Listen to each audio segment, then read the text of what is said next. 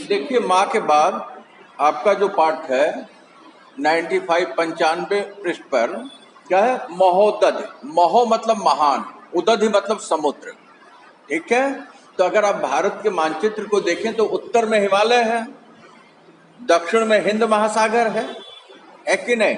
पूर्व में अरब सागर है, इधर गुजरात की तरफ आए तो प्रशांत महासागर है। मतलब भारत का 3 भागों से समुद्र से घिरा है। जो श्रीलंका का टापू है, श्रीलंका का द्वीप है, जहां का राजा रावण है, उसके आसपास के हिंद महासागर है। तो जब माँ ने कहा कि आंखें बंद कर लो और सारे लोगों ने आंखें बंद की, तो जैसे ही आंखें बंद की एक झटके में पता चला कि वो लोग कहाँ आ गए? समुद्र के किनारे आ गए। मोदहु नयन विवर तज जाहु, पहिं सीतय जन पछताहु, नयन मोद पुन देखे वीरा, ठाढ़े सकल सिंधु के तीरा। मतलब उन लोगों ने जब कहा जो है स्वयं प्रभा ने कि तुम लोग क्या करो, मोदव अपने आंखों को बंद कर लो। नयन मतलब आंख होता, मोदव मतलब बंद करना। विवर तक जाओ, और ऐसी स्थिति में, विवर क्या है? गुफा है, गुफा में है ना, गुफा के अंदर जाकर के तब स्वयं प्रभा के आश्रम में पहुंचे हैं। तो कहते हैं ऐसी स्थिति में तुम लोग आंखें बंद करो और गुफा के बाहर जाओ। ठीक है। पहियों सीते जन पछताओ। कहते कि ऐसी स्थिति में आप जो है पश्चाताप मत कीजिए। आप लोग क्या करेंगे? सीता को पाएंगे, सीता मिलेंगी आपको, उनका पता आपको चलेगा। नयन मुद पुन देखें वीरा। ऐसी स्थिति में सारे के सारे जो है वानरी सेना, जितने भी महाभट हैं, बलशाली हैं, वो क्या देख रहे हैं? वो देख रहे हैं। तो क्या देख रहे हैं? ठाढ़े सकल सिंधु के तीरा। कि सारी की सारी सेना जो ठाढ़े मतलब खड़ा होना, कहाँ है? सिंधु मतलब समुद्र, उसके तीर मतलब किनारे पर। कि सारी की सारी सेना कहाँ है? तो समुद्र के किनारे पर है। बड़ी मुश्किल हो गई अभी तक। तो इनके सामने एक समस्या स्वयं प्रभा का आश्रम था और वो गुफा थी कि बाहर निकलना। अब दूसरी समस्या आ गई कि सामने समुद्र है और पीछे जो है पहाड़ है। सेना के सामने मुश्किल आ गई। अचानक सुघोष कानों में लगा पड़ने कि जैसे सहस्त्रों झरने प्रवाहित हो उठे हो एक संग, और जल की अगम राशि आ रही हो निगलने उन सभी बानर समूहों को दूसरे ही पल में। क्योंकि मुंबई में है, इसके लिए जो सागर की, समुद्र की जो उठती हुई लहरें हैं और उसका हरहर का जो ध्वनि है, उसको हम समझ सकते हैं। ठीक है। तो कहते अचानक जो है उनके कानों में सुघोष मतलब वो ध्वनि सुनाई पड़, घोष मतलब होता है ध्वनि, वो ध्वनि सुनाई पड़ने लगी। ऐसा लगा कि जैसे सहस्त्रों हजारों सैकड़ों झरने क्या कर रहे हो, वो जो है ऊपर से गिर रहे हो और उससे निकलने वाली जो आवाज हो। तो कहते हैं ऐसी स्थिति में जल की अगम राशि, मतलब जिसका ओर छोर नहीं है, जिसे जाना ना जा सके। ठीक है। वो जो है निगलने के लिए, मतलब इनको डुबोने के लिए जैसे आगे बढ़ती चली आ रही है। ठीक है। आंख बंद किया और इतनी भयंकर आवाज आने लगी, घबरा जाएंगे। अचकचाकर खोल दी आंखें सभी ने और हतप्रद रह गए, क्योंकि बीहड़ और दुर्गम क्षेत्र वह जिसमें बसा था मनोहारी आश्रम अब हो चुका अदृश्य था, और उसके साथ थी वह राम भक्तिन क्षमाशीला नीति निपुणा योगिनी संन्यासिनी था नाम, जिसका स्वयं प्रभ हो चुकी थी तिरोहित। तिरोहित होना मतलब क्या? अंतर ध्यान हो जाना, गायब हो जाना। अभी तक इनके पास कौन था? स्वयं प्रभा थी। और उसने कहा आंख बंद करो, और जब ये आंख बंद किए तो इनके कान में जो है समुद्र की हरहराती हुई जो है राशि पड़ी, जल की आवाज पड़ी। तो अचकचाकर चौंक कर इन लोगों ने क्या किया? सभी ने सभी जो है अपनी आंखें खोल दी। और जब सबकी आंखें खोली तो सारे के सारे हतप्रद रह गए, आश्चर्यचकित हो गए कि अरे इतनी जल्दी कैसे हो गया, है कि नहीं? आश्चर्य का विषय है कि नहीं? अब क्यों हतप्रद हुए? कहते क्योंकि अभी तक तो वो बिहार मतलब घने जो है वो दुर्गम क्षेत्र में थे, जहां से कि पार पाया नहीं जा सकता, जहां जाना जो है कठिन था। कहते यहाँ जो है वो मनोहारी दृश्य भी गायब है, और साथ ही साथ राम की वो जो भक्त है, भक्तिन है, राम की जो आराध्या है, वो क्या है? वो भी नहीं है। राम की आराध्या कैसी है? क्षमाशिला, क्योंकि जो है माँ की भूमिका में थी। उसने क्या किया था? पूरी वानरी सेना को उनकी गलती के लिए आश्रम में प्रवेश करने के लिए क्षमा कर दिया था। नीति निपुण, और नीति की निपुण, नीति को जानने वाली, नीति की मर्मज्ञ है कि नहीं? तो कहते हैं कि वो योगिनी सन्यासी जो है स्वयं प्रभा, वो भी क्या हो गई? तिरोहित हो गई, अंतर्ध्यान हो गई। वो नहीं है। अब कौन है? सेना है, समुद्र है, हरहरती हुई समुद्र की आवाज है। वो क्या, उसकी भयंकरता की आप कल्पना कर सकते हैं। और उसके स्थान पर कुछ ही कदम पर था अबाध समुद्र, जिसका छोर भी दिखता नहीं था, और समंदर गर्भ में डूबा, समंदर गरजता था, हरता था, घेरता था, उत्पन्न करता था भय सभी में। और उनके सामने क्या था? कुछ ही कदम पर होता है, एकदम समुद्र के किनारे, हिंद महासागर के किनारे ले जा करके भारत के एकदम दक्षिणी छोर पर खड़ा कर दिया स्वयं प्रभा ने। ठीक है? तो उनके सामने अबाध, किसी भी तरीके की बाधा न हो, जहां तक आंखें जाती हो दूर दूर तक क्या दिखाई पड़े? कोई और छोर नहीं, पानी ही पानी, समुद्र ही समुद्र दिखाई पड़े, है कि नहीं? तो कहते हैं ऐसी स्थिति में सामने जो है जो समुद्र दिखाई पड़ा, कहता है जैसे वो अपने गर्भ में हरहरा रहा हो, क्योंकि समुद्र के पास क्या है? गहराई है। समुद्र की जल राशि में क्या है? तो शक्ति है, आवेग है।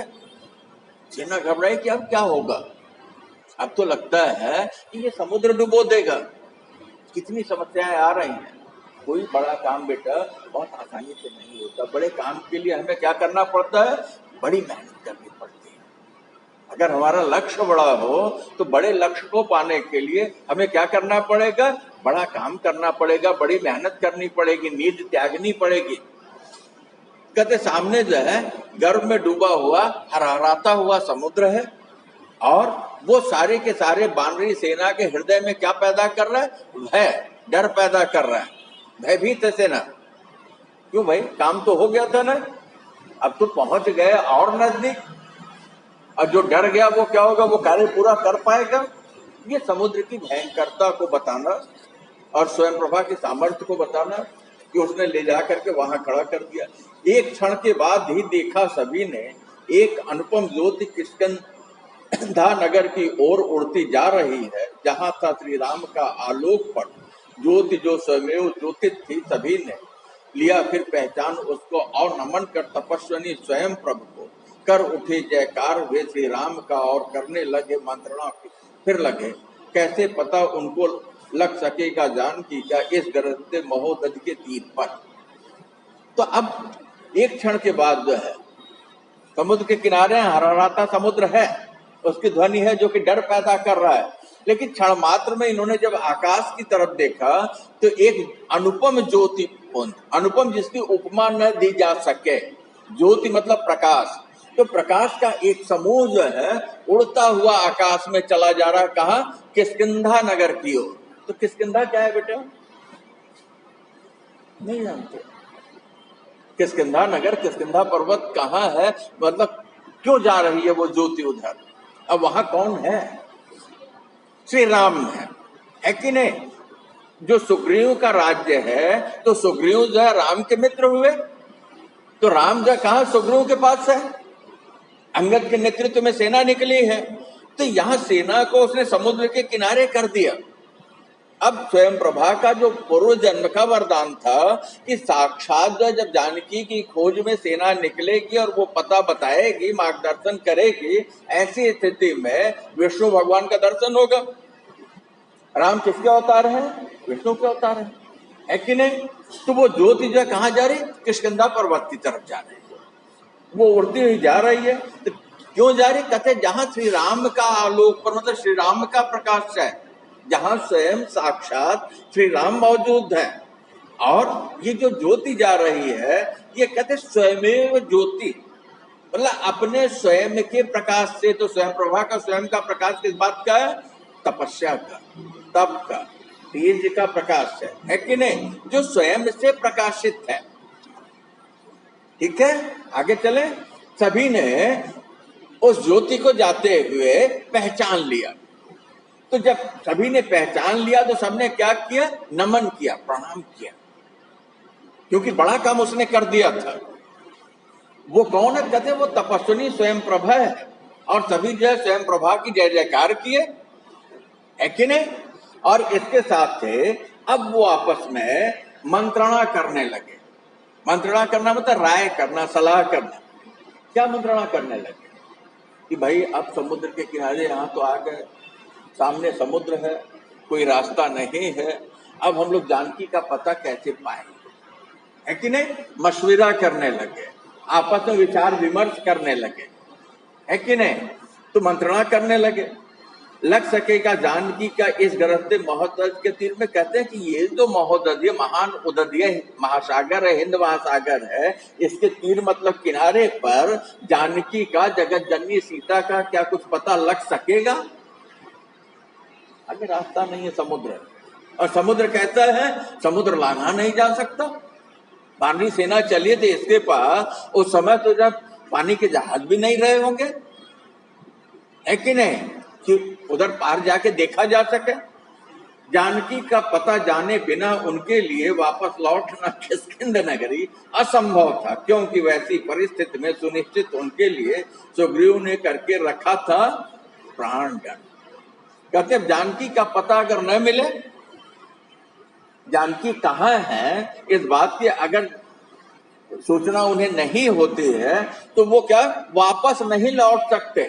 कहाँ? किष्किंधा पर्वत पर, जहां सुग्रीव है, क्योंकि वहां का राजा जो सुग्रीव है उसने क्या निश्चित कर दिया था, सुनिश्चित कर दिया था कि अगर पता नहीं करके आए 1 महीने के अंदर तो सबको क्या दिया जाएगा? कौन सा दंड दिया जाएगा? मृत्यु दंड दिया जाएगा। तो मौत वहां भी निश्चित है, मौत यहां भी निश्चित है कि नहीं? क्योंकि अभी तो खाने पीने के लिए परेशान थे तो एक जगह मिला, अब सामने समुद्र, वहां क्या मिलेगा? मुश्किल रहेगी। तो कहते हैं कि सुग्रीव ने उनके लिए प्राण दंड निश्चित करके रखा था कि अगर बिना पता लगाए वो लौटते हैं तो उन्हें प्राण दंड दिया जाएगा, मृत्यु दंड दिया जाएगा।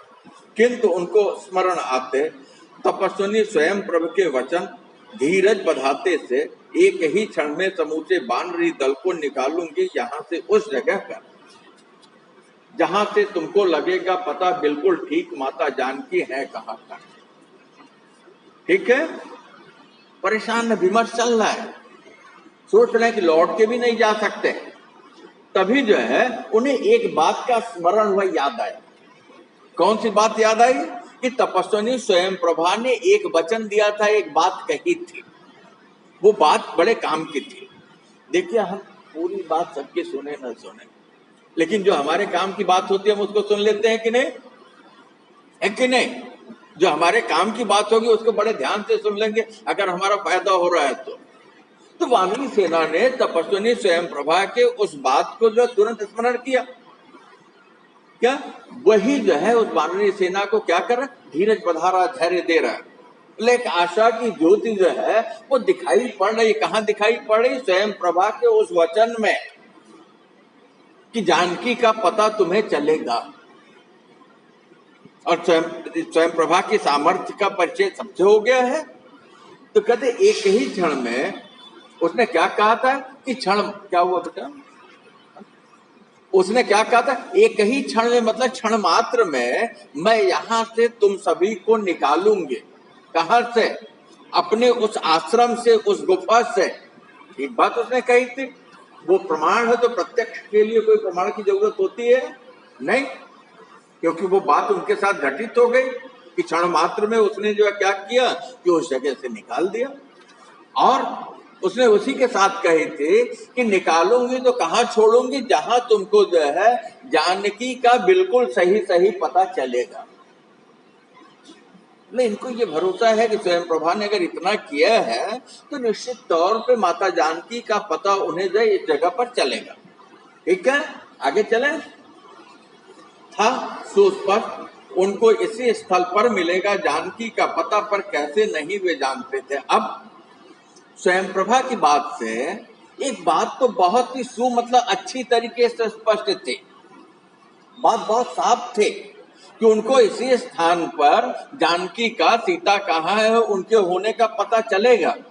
लेकिन कैसे, है कि नहीं? इस बात को वे नहीं जानते। जब नहीं जानते कैसे पता चलेगा? तो क्या प्रयास करें भाई, कुछ भी करने के लिए कैसे पता चलेगा? तो ऐसा हम प्रयास, बेटा पैर नीचे, वैसा जो है हम प्रयास करेंगे, लेकिन पता कैसे चलेगा? अरे भाई, आपको परीक्षा में ओ ग्रेड लाना है, तो ओ ग्रेड लाने का पता आपको चलेगा कि आपका सिलेबस है, आपका लेक्चर है, आप नोट तैयार कीजिएगा, आप उसको पढ़िएगा, परीक्षा में जो सही सही आप लिख दीजिएगा, आपका मूल्यांकन होगा, ओ ग्रेड आ जाएगा, है कि नहीं? कैसे, तो यही हुआ ना। लेकिन यहां कुछ भी कैसे नहीं है, कैसे चलेगा? ये कहा कि भविष्य के गर्त में, लेकिन स्वयं प्रभा ने कहा है तो बात सच होगी, है कि नहीं? इतना विश्वास इनको है। बेटा विश्वास जो है क्या करता है? सफलता दिलाता है। विश्वास ही विजय का कारण है। जिसका विश्वास स्वयं से हट गया, क्या हो गया? वो सफल नहीं होगा।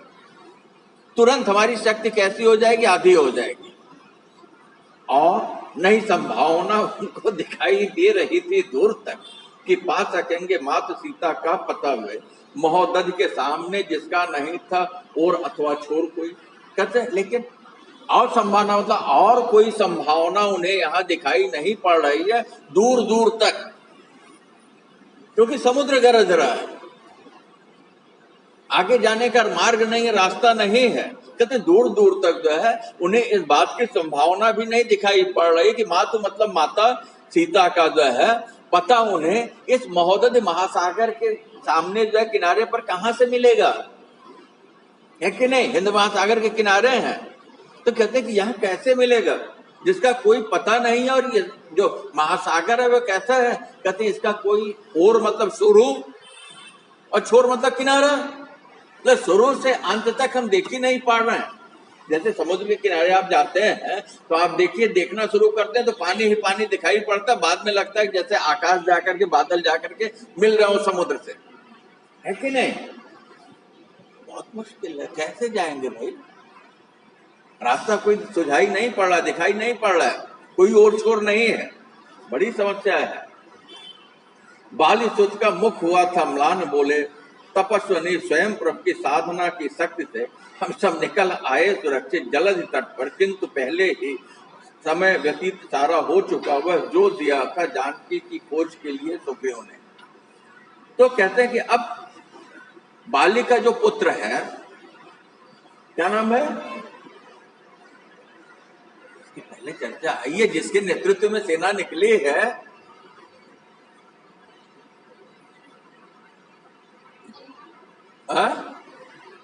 क्या नाम है बाली के लड़के का? सलमान। हाँ बोलो बेटा, तुम बोलो। अरे यहां नहीं बताया तो रामचरितमानस में बार बार चर्चा आती है कि नहीं? बार बार चर्चा आती है। तो कहते हैं कि ऐसी स्थिति में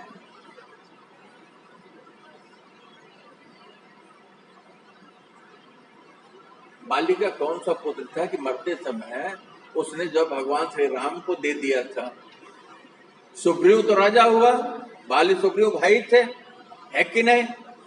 और जो लंका में जाकर के उसने जो है रावण से संवाद किया था, कभी आप लोग जब रामलीला वगैरह होती है तो देखते हैं ना? नहीं, बहुत जरूरी है बेटा, आपके आसपास अगर कुछ भी घटित हो रहा हो तो, है कि नहीं?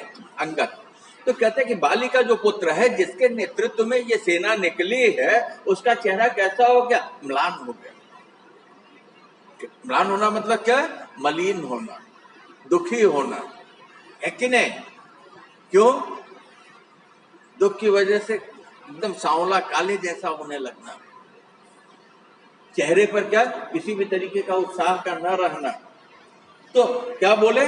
तब वो जो है दुखी होकर के कहते हैं कि तपस्विनी स्वयं प्रभु की साधना की शक्ति से हम लोग जो है क्या किए? उस गुफा से तो निकल आए, स्वयं प्रभा के आश्रम से हम बाहर आ गए। ये तो उसकी साधना का प्रभाव था। कहाँ आ गए? सुरक्षित आ गए। कहाँ आ गए? जलधि मतलब होता है समुद्र, इस समुद्र के किनारे पर आ गए। किंतु यहां आने तक सारा समय जो दिया था सुग्रीव ने, राजा सुग्रीव ने, वो सारा का सारा समय क्या हो गया? व्यतीत हो गया, बीत गया। अब तो मृत्यु निश्चित है, है कि नहीं? भाई समय पे काम नहीं किया, पता चला कि परीक्षा के समय जो आपने परीक्षा नहीं दिया था तो फेल हो गए।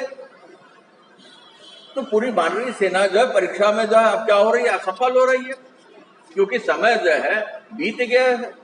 जानकी की खोज के लिए, सीता की खोज के लिए जो सुग्रीव ने समय दिया था और अंगद के नेतृत्व में सेना निकली थी, युवराज अंगद के नेतृत्व में, वो समय बीत गया। तो क्या करें फिर? सेना करे क्या? समुद्र में कूद के प्राण दे दे, वापस लौट जाए? दोनों रास्ता ठीक नहीं होगा, है कि नहीं? इसका मतलब कि अभी भी चुनौती स्वीकार करें, आगे बढ़े, फिर जो होगा देखा जाएगा। और वापस लौटने पर मिलेगा निश्चय सभी को प्राण दंड, अतः यह निश्चय किया मैंने कि वापस मैं न लौटूंगा, रहूंगा इसी तट पर, त्याग दूंगा प्राण में उपवास करके। तो अंगद क्या कहते कि ऐसा है कि अगर हम वापस लौटते हैं तो वापस लौटने पर हमें क्या मिलेगा? सराहना मिलेगी? नहीं, प्राण दंड मिलेगा, मृत्यु दंड मिलेगा, तो मरना निश्चित है। तो कहते हैं ऐसी स्थिति पे मैं इसी जो है जलद के किनारे, इसी समुद्र के किनारे जो है क्या करूंगा? उपवास करूंगा, अन्न जल ग्रहण नहीं करूंगा। समुद्र के किनारे का पानी तो पीने लायक होता नहीं, समुद्र का पानी कभी चखा है? अरे भाई ऐसे कैसे आप लोग क्या देते हैं? नहीं, घूमने के लिए जुहू गए होंगे, जिन गांव गए होंगे, नहाया भी होगा, नहाते समय मुंह में पानी चला गया होगा, इतना खारा होता है कि मन खराब हो जाता है कि नहीं? जो हम नमक खाते हैं उसी के पानी से बनता है। तो कहते हैं अब तो यहाँ जो उपवास करके मैं क्या करूंगा? अनशन करके, अन्न जल का त्याग करके जो है अपने प्राण त्याग दूंगा, लेकिन लौटना जो है मुझे स्वीकार नहीं है। अब सेनापति ऐसा कह रहा है तो सेना क्या करेगी? अगर सेना नायक ही, सेनापति ही ऐसा निर्णय ले ले तो सेना के लिए तो बड़ा मुश्किल हो जाएगा, क्योंकि जैसा वो कहता है सेना उसी के निर्देश पर आगे बढ़ती है। लेकिन राम किंकर है साथ में। राम किंकर कौन है बेटा? हनुमान। बस ये छोटे छोटे प्रश्न याद रहेंगे, सारा किस्सा आप लिख जाएंगे। चाहते हैं अंत जो सुग्रीव के हाथों, अभी वे लौट जाए मैं न रोकूंगा उन्हें। तो अंगद कहते हैं कि ऐसा है कि जो सुग्रीव के हाथों, राजा सुग्रीव के हाथों जो अपनी मृत्यु चाहते हैं, वो क्या करें? वो लौट जाए, और जब लौट के जाएंगे तो उन्हें मृत्यु दंड मिलेगा। तो जिन्हें उनके हाथ से मरना है वो तो वापस लौट जाए किष्किंधा पर्वत, किष्किंधा नगरी, राजा सुग्रीव के पास। कहते लेकिन जो है मैं नहीं लौटूंगा, और जो वापस लौटने के लिए जाएंगे तो मैं उन्हें रोकूंगा भी नहीं। एक तरीके से ये कह लीजिए तो इन्होंने अपना धनुहा बाण रख दिया कि अब मुझसे भाई नहीं होगा, मैं लौटूंगा नहीं। और जो जाना चाहता है वो मुक्त है मेरी तरफ से, किसी भी स्थिति में मैं उसको जरा भी नहीं रोकूंगा। ये तो सेना में जो अव्यवस्था फैल जाएगी, है कि नहीं? क्योंकि सेना में क्या चलता है? आदेश दे दिया तो पूरी सेना को क्यों लोबे, मतलब फॉलो करना है, वहां बुद्धि नहीं लगानी है। जो हमारे सैनिक होते हैं ये समझ लीजिए उनको ऑर्डर मिला ऊपर से, तो जो भी बड़ा अफसर ऑर्डर दिया तो नीचे वाले को फॉलो करना है, वहां फिर नहीं कि नहीं ये सही है या गलत है। और यहाँ तो इन्होंने क्या कर दिया? सबको मुक्त कर दिया, अव्यवस्था फैल जाएगी। यूथ पद का सुना यह निर्णय सभी बानर लगे कहने, बड़ा सटीक निर्णय आपका हमको लगा। यूथ मतलब होता है समूह, समूह का जो स्वामी है वो कौन है? कहते कि अंगद के इस निर्णय को सुनकर के सभी वानर, वानरी सेना क्या कहने लगी? पूरे के पूरे बंदर ये कहने लगे, जो भी सैनिक गए हैं वो कहते कि आपका निर्णय बहुत ही सटीक है। सटीक मतलब एकदम सही है, आपका निर्णय जो है हमें बहुत अच्छा लगा। या तो वो उपवास करके यही प्राण दे दें, या जिसको लौट के जाना है वो लौट के चला जाए, प्राण दोनों जगह जाने हैं। तो आपका निर्णय जो हमें अच्छा लगा कि आप उपवास करके प्राण दंड देना चाहते हैं, अपने को जो खत्म कर लेना चाहते हैं, तो ये भी गलत नहीं है। हम भी करेंगे अनुसरण इसका मौजूदा समय को देखते, क्योंकि असफलता के लिए रघुवर के समक्ष जाने का नहीं हौसला है। तो वो कहते हैं कि हम भी करेंगे अनुसरण। अनुसरण मतलब अनुकरण, अनुसरण मतलब आपके बताए हुए रास्ते पर हम भी चलेंगे। तो कौन सा रास्ता बताया था?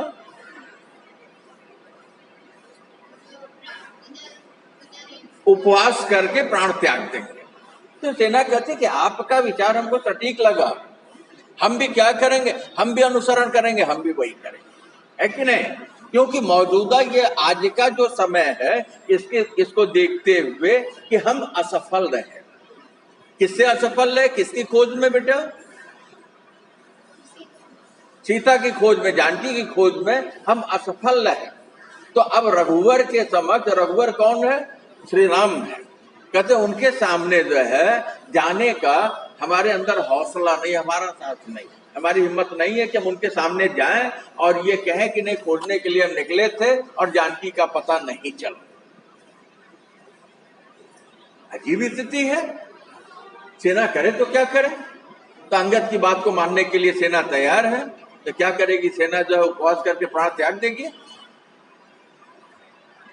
रास्ता निकलता है बेटा, जब सारे दरवाजे बंद हो जाते हैं तो कोई ना कोई एक दरवाजा ऊपर वाला खोलता है। जिंदगी खत्म नहीं होती। किसके लिए? जिंदगी जीने वालों के लिए। जिंदगी खत्म उनके लिए होती है जो जीना ही नहीं चाहते, लेकिन रास्ता हमेशा होता है। उचित मुझको दिखता, क्योंकि यदि सुग्रीव से बच भी गए तो बच न पाएंगे लखन के क्रोध शर्त से, इस धरा पर हम कहें। तो कहते हैं कि यही जो है हमें उचित दिखाई पड़ रहा है। अब कहते हैं कि अगर लौट के जाते हैं तो अगर मान लीजिए कि राजा सुग्रीव के क्रोध से हम बच गए, है कि नहीं? क्योंकि उन्होंने लक्ष्य दिया, उन्होंने समय दिया है, तो अगर उससे हम बच भी गए तो कहते हैं लेकिन जो लखन है, लखन कौन है? लक्ष्मण। और लक्ष्मण कैसे हैं? बहुत गुस्से वाले हैं, है कि नहीं? देखिए परशुराम लक्ष्मण संवाद में जब राम ने धनुष तोड़ा था तो उस समय क्या कहते हैं? यहाँ कुमड़बतिया को नहीं देख तर्जनी, मतलब वो कहते हैं कि यहाँ कुमड़े की बतिया कोई नहीं है कि आपकी तर्जनी उंगली देख करके जल जाएगी। क्या जवाब देते हैं? जो राउर अनुशासन पायो, कंदुक यो ब्रह्मांड उठायो। कितने ताकतवर है, कितनी सामर्थ्य है। राउर किसको? राम को कहते हैं कि अगर आपका इनका अनुशासन मिले, इनका आदेश मिले, इनकी सहमति हमको मिल जाए, इनकी आज्ञा मिल जाए, तो पूरी पृथ्वी को, कंदुक मतलब होता है गेंद, बच्चा जैसे गेंद खेलता है वैसे पूरे के पूरे मैं ब्रह्मांड को उठा लूंगा। तो वानरी सेना कहती कि ऐसा है, सुग्रीव के क्रोध से बच गए, हो सकता है, लेकिन राजा कभी क्षमा नहीं करता है, क्योंकि राजा अगर क्षमा करना सीख जाए तो क्या होगा? राज्य अस्त व्यस्त हो जाएगा, क्योंकि राजदंड का भय होना ही चाहिए, कोई देश काल परिस्थिति हो। तो कहते हैं कि अगर सुग्रीव से किसी कारणवश राजदंड से हम बच भी गए तो जो लक्ष्मण का क्रोध है उससे हम बच नहीं पाए। क्या करेंगे? लक्ष्मण अपने बाण से मार डालेंगे। पृथ्वी के इस धरा मतलब होता है पृथ्वी, शर मतलब होता है बाण। तो कहते हैं कि पृथ्वी के किसी भी भाग में हम जाएं, हम छुपे, तो पता चले कि नहीं सुग्रीव से तो बच जाएंगे, लेकिन लक्ष्मण के क्रोध से हम बच नहीं पाएंगे, तो हमें तो नष्ट होना है, हमारी मृत्यु होनी है। तो आपने जो कहा उचित कहा। हम लोग आपका ही अनुसरण अभी तक करते चले आ रहे हैं, तो आपके उपवास के साथ आपने मृत्यु की का जो तरीका अख्तियार किया, स्वीकार किया, उसी पे हम भी बढ़ेंगे।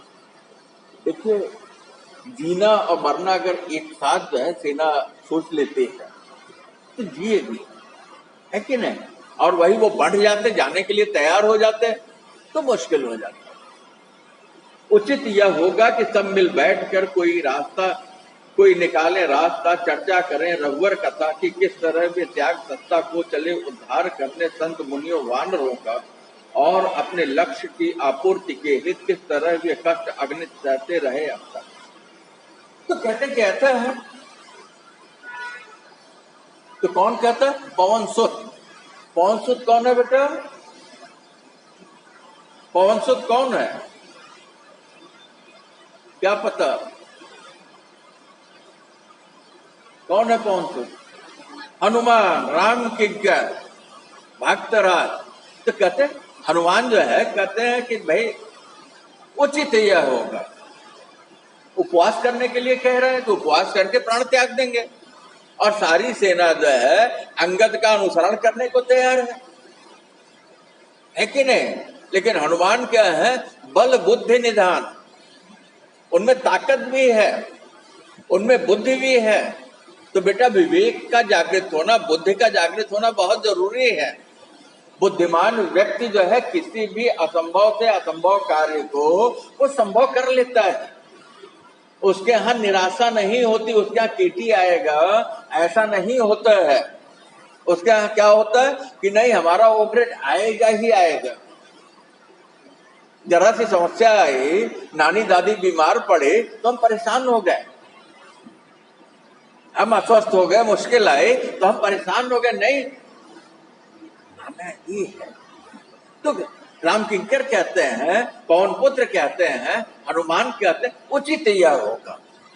भाई आप लोगों ने निर्णय कर लिया, अंगद ने भी कर लिया, सेना ने भी कर ली, लेकिन मैं कहता हूं कि ये जो उचित नहीं है, तो क्या उचित है कि नहीं? तो कहते उचित यह होगा कि सब मिल बैठकर कोई रास्ता निकाले, कि सारी सेना बैठे, हम सभी बैठे और बैठ करके आपस में क्या करें? विमर्श करें, बातचीत करें, और बातचीत करके जो कोई रास्ता निकाले, क्योंकि ये रास्ता जो है ठीक नहीं है कि नहीं, हम मृत्यु को स्वीकार कर लें, है कि नहीं? कि उपवास करके प्राण दे देंगे, ये गलत है। अरे यार, ऊपर वाले ने बहुत कीमती ये शरीर दिया है, तो इसे जब हमने स्वयं से नहीं पाया तो इसे नष्ट करने का अधिकार हमारे पास है। वो बहुत पापी होते हैं, वो बहुत कमजोर होते हैं, वो क्लियो होते हैं, जो कि मुश्किलें आती हैं दुनिया में तो आत्महत्या कर लेते हैं। इस बात को आप जान लीजिए, वो बहुत कमजोर लोग होते हैं। अरे यार, डर किस बात का? मात्र एक बात का होता है कि हमारा नुकसान हो जाएगा। सबसे ज्यादा नुकसान क्या हो सकता है? प्राण निकल जाएगा। और जिस दिन इस बात को हमने सोच लिया कि नहीं, मरना एक बार है, तो दुनिया में फिर हम किसी से डरेंगे, किसी समस्या से डरेंगे, किसी चुनौती से डरेंगे, किसी व्यक्ति से डरेंगे। अरे कोई एक डायलॉग है ना, जो डर गया वो मर गया। तो हमें क्या करना है? मरना नहीं है, क्योंकि मरना जीवन में बेटा एक बार है, बार बार नहीं है। राम किंकर जो है ये जानते हैं, पवन सुत जानते हैं, हर विवेकवान मनुष्य जानता है, जिसके पास जरा सी बुद्धि होगी उसे ये पता है कि नहीं, उसका ये कदम जो आत्मघाती है उसके लिए घातक है कि नहीं? अभी जो वाशी से नया ब्रिज आ रहा है, कल एक सॉफ्टवेयर इंजीनियर, जो कि रिकॉर्ड कर रहे हैं तब भी बोल रहे हैं, एक सॉफ्टवेयर इंजीनियर जिसका 60 लाख का पैकेज था साल का, उसने अपनी कार खड़ी की और छलांग लगा दिया, समुद्र में खत्म हो गया। आप सोचिए क्यों किया होगा बेटा? उसके ऊपर जो लोन थे, अनाप शनाप जो कर्जे थे, इसकी वजह से वो अपना प्राण जो बेटा ध्यान है, वो अपना प्राण समाप्त कर दिया। बड़े काम की बात है, प्राण समाप्त कर दिया तो उसकी मुश्किलें खत्म हो गई। एक पिटिया है, एक पत्नी है, अपने पीछे छोड़ के गए हैं। ये दुनिया इतनी क्रूर है कि वो और समस्या खड़ी करेगी, है कि नहीं? जिस घर के लिए, जिस गाड़ी के लिए, जिस सुख के लिए तुमने ये किया, अंत में पता चलेगा वो भी उनसे छिन जाएगा। तो जीवन तो क्या है? चैलेंज लेना है, चुनौती लेना है। तो ये क्या है? अगर ये हमारा दिया नहीं है तो हम इसको नष्ट नहीं कर सकते, इस पर मेरा अधिकार नहीं, ठीक है? तो कहते कोई रास्ता निकालें, हम सारे लोग बैठे आपस में विचार करें क्या रास्ता हो सकता है, कैसे हम जानकी का पता कर सकते हैं। बारिश बंद हो गई बेटा, चर्चा करें रघुवर कथा की किस तरह। तो कहते हैं कि हम आपस में क्या करें? रघुवर मतलब राम में की कथा की, राम जो संघर्ष कर रहे हैं उनके संघर्ष की चर्चा करें। तो हम तो केवल जो निकले हैं पता करने के लिए।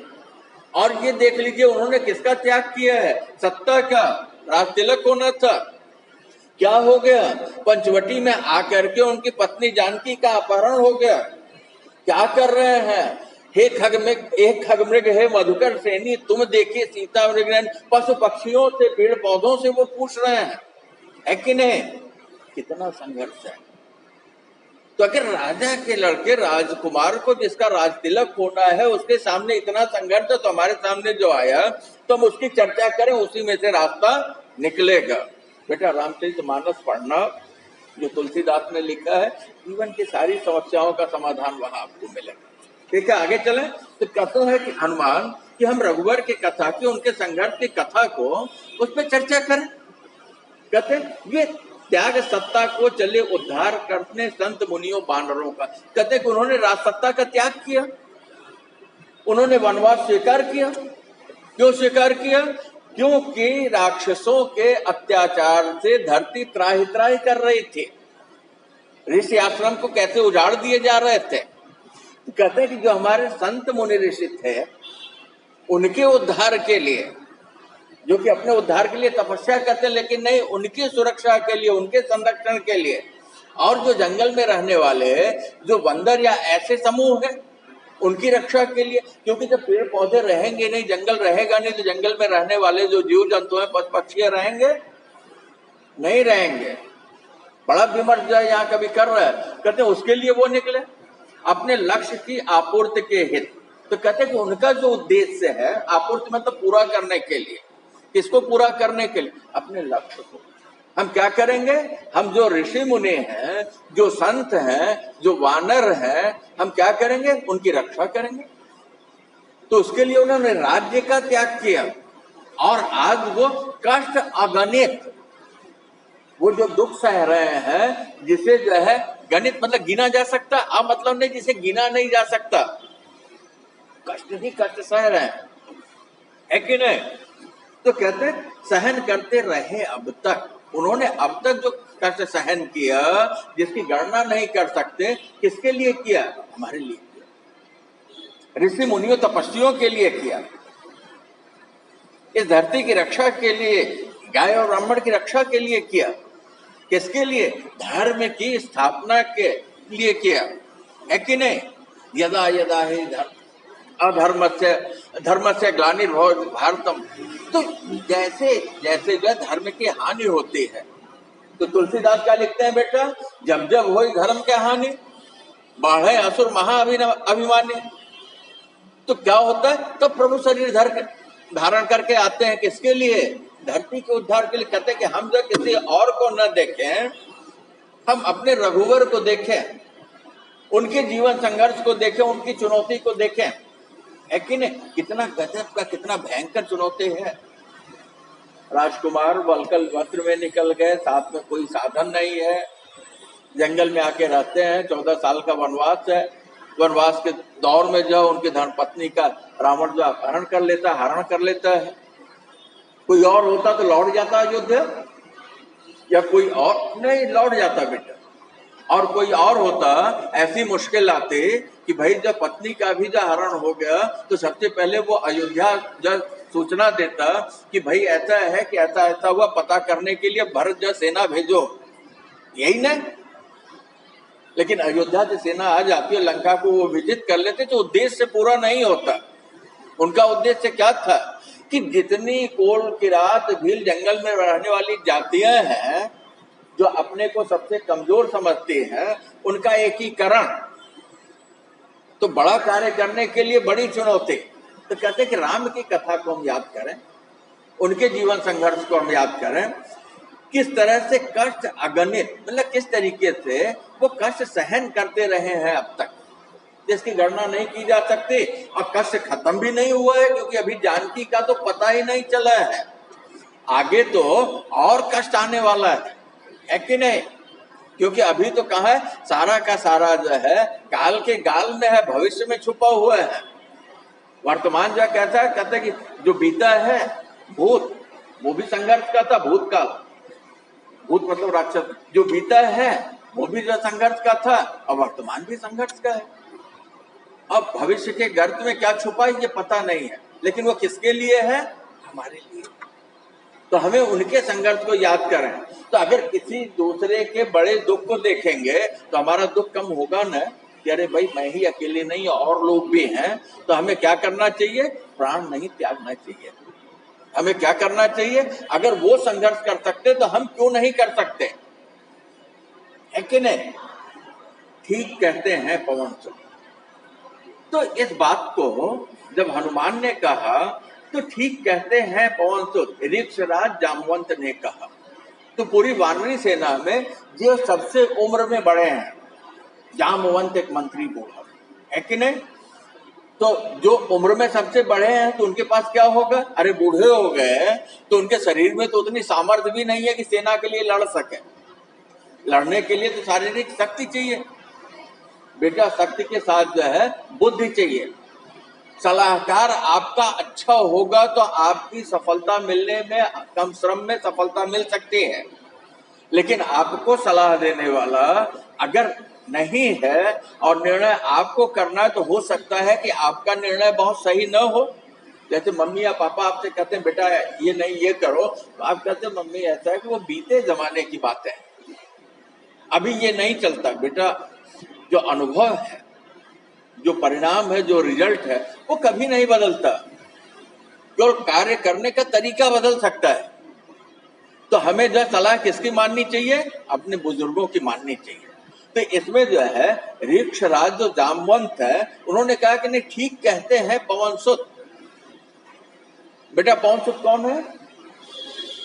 हनुमान। तो वो कहते जामवंत कहते कि हनुमान ठीक कह रहे हैं, इनकी बात में जरा सा भी संदेह नहीं है।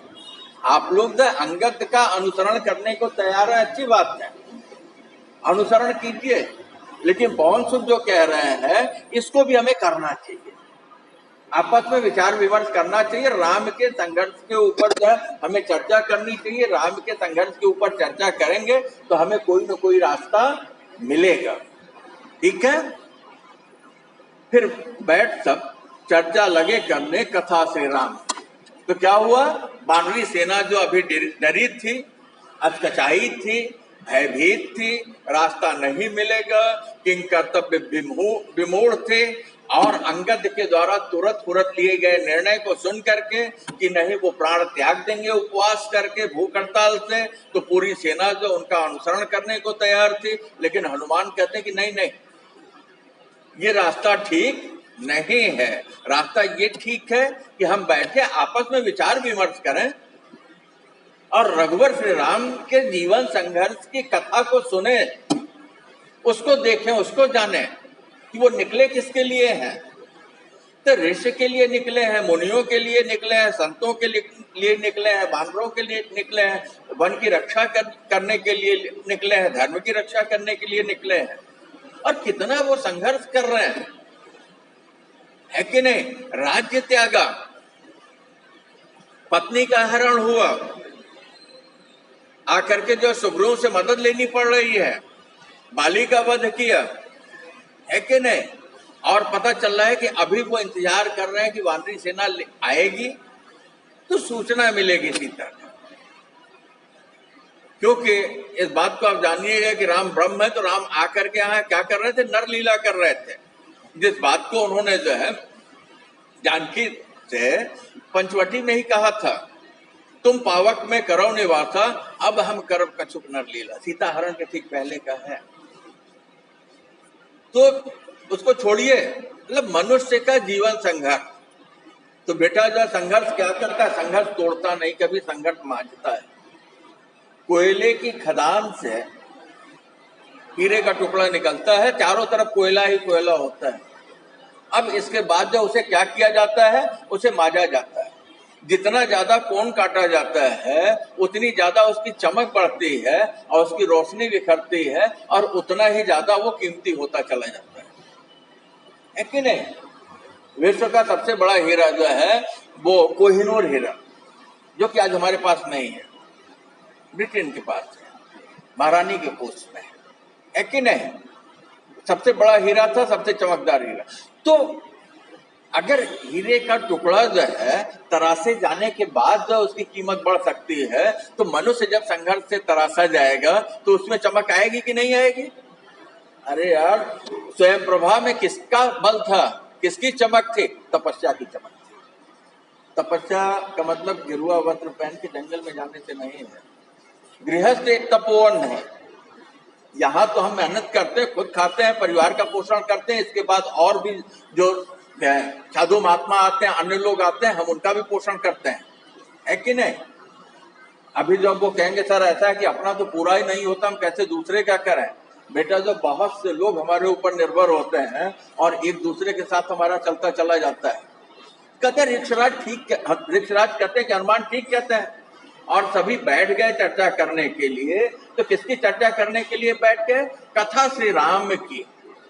राम की जो कथा है, राम का जो जीवन संघर्ष है, राम के सामने जो चुनौती है, जिस चुनौती का सामना करते हुए कदम दर कदम राम आगे बढ़ते चले जा रहे हैं, क्योंकि मुख्य चुनौती इस धरती से राक्षसों का विनाश है, यही नहीं धर्म की स्थापना है।